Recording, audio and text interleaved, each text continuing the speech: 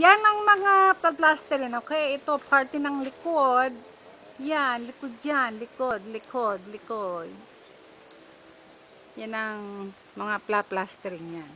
Tapos dito sa right side, ayan, di ba? Yan, yan, yan, yan, yan.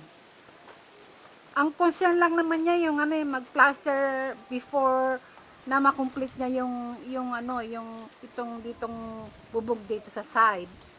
Eh, kayang-kaya nga naman niya ikabit. Problema lang, medyo kapag mag-plaster na siya, eh nakahalang na siya. Kaya nakaharang na, mahirap mag-plaster. Pero kayang gawin ng plastering, you know.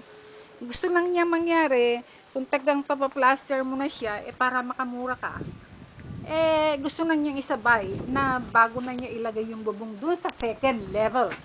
Hindi yun sa taas na, tataas, tatapos, without question. Yun lang ang problema dun. Yun lang ang sinasabi nila sa'yo. Ayan, yan, yan.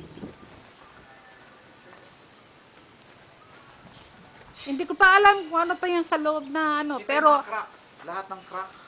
oh, lahat daw ng cracks, yung mga butas-butas Inside dyan. and out, Inside and out daw, yan, yan, yan. Yun Pati lang yung naman, CR na hindi pa plastered. Pa-plastering na. yun lang naman ang concern ni Al.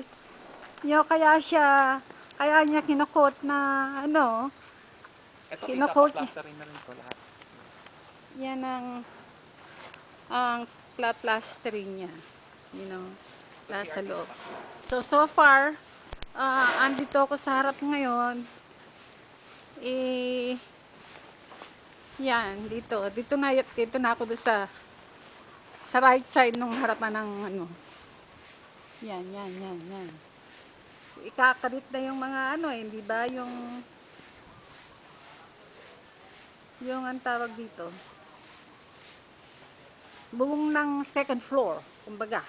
You know. Yan, so maybe yung mga iba-iba pang mga dapat na yan, plasterin, na kukuberan. Siguro pati sa loob pa.